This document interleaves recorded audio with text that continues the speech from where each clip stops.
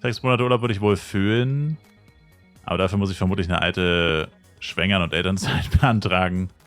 Vorher genehmigt mir das niemand. Ja, dann musst du einfach, pass auf, ich sag dir, wie du zum erfolgreichsten Flive-Spieler aller Zeiten wirst. Schritt 1, du beantragst Sabbatical.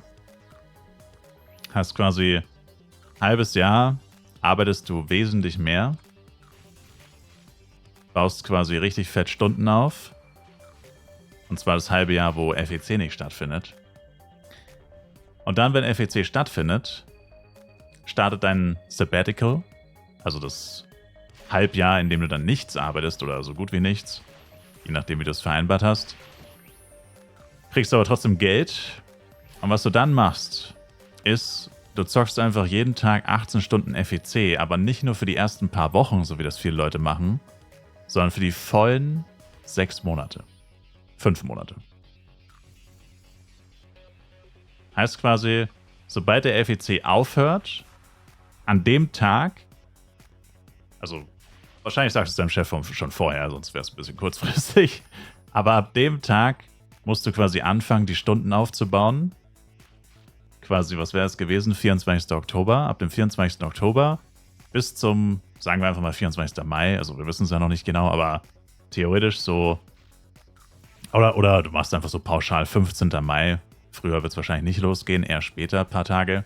Hast noch ein paar Tage Vorbereitungszeit, kannst Vorräte einkaufen, damit du die nächsten 6 Monate, kannst so 6 Monate Vorrat Konserven einkaufen, so Dosen Ravioli und so ein Scheiß, dass du gar nicht mehr das Haus verlassen musst. Und so kanisterweise Wasser. Oder trinkst einfach Leitungswasser, geht natürlich auch.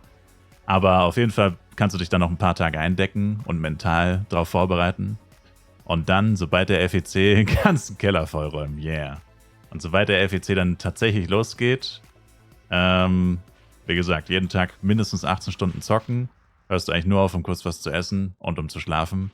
Und das machst du, wie gesagt, dann aber nicht, wie es viele Suchtis machen, dann so für 2, 3 Wochen, so Serverstart ausnutzen und so, sich einen Vorteil erspielen und dann baut man langsam aber sicher die Stunden wieder ab, weil man muss ja dann wieder ins Real Life und so. Aber du nicht!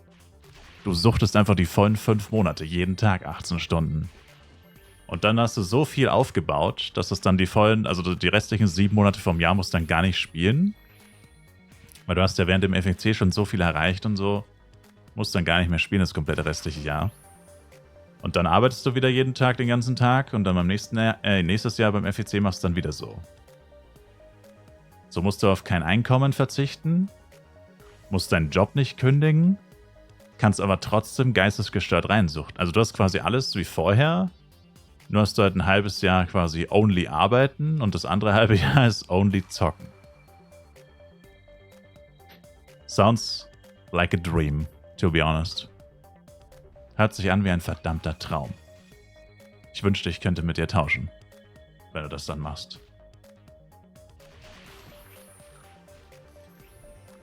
Ja, aber so würdest du auf jeden Fall garantieren, dass du beim FEC höchstwahrscheinlich der beste Spieler bist.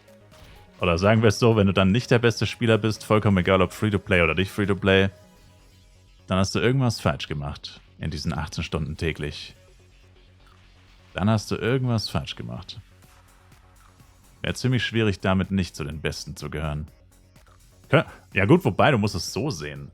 Eigentlich ist es sogar relativ klug. Also, ich habe ja gerade gesagt, du musst auf nichts verzichten, kein Geld und so weiter. Aber das stimmt ja eigentlich gar nicht. Sondern nicht nur verzichtest du auf nichts, du könntest ja sogar noch beim FEC, beim tatsächlichen Tournament, könntest du ja auch noch Erster werden. Und die Gewinner dieses Jahr, was haben die bekommen? Was waren es nochmal? 80.000 $. Da hat ja jeder noch 20.000 $ bekommen. Also nicht nur müsstest du deinen Job nicht kündigen, würdest auf kein Gehalt verzichten, könntest zocken 5 Monate am Stück. Du könntest auch noch 20 Riesen gewinnen. Boom. Argumentation erfolgreich beendet. Und wenn du Zweiter wirst, dann gewinnst du immer noch 5.000. Ist ja auch nicht schlecht. Dann gewinnst du immer noch 5.000. Musst dir halt ein paar Teammates suchen, die genauso tryhard mäßig drauf sind. Also höchstwahrscheinlich gibt es niemanden, der genauso tryhard mäßig drauf ist. Du müsstest dir halt ein paar Cacher suchen. Du müsstest dir halt ein paar Blauwale suchen. Die nicht so viel Zeit haben, aber die Zeit, die sie nicht haben, also die nicht in dem Umfang, die du hast, die du reinstecken kannst, die Zeit müssen sie halt mit Geld ausgleichen. Aber das kann ja dir egal sein, weil du kannst wahrscheinlich Free-to-Play bleiben mit 18 Stunden täglich. Wenn du das monatelang aufrechterhalten kannst. Ich glaube nicht, dass du dann reincashen musst, ehrlich gesagt. Das sollte dann auf Free-to-Play ganz gut funktionieren. Actually. Ja, aber das ist doch ein Plan. Also falls jemand von euch noch nicht sicher war, wie er den nächsten FEC tackeln soll, was so die Taktik ist und so.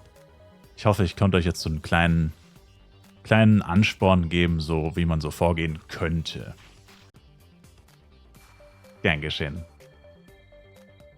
Für weitere Tipps und Tricks kontaktiert mich gerne.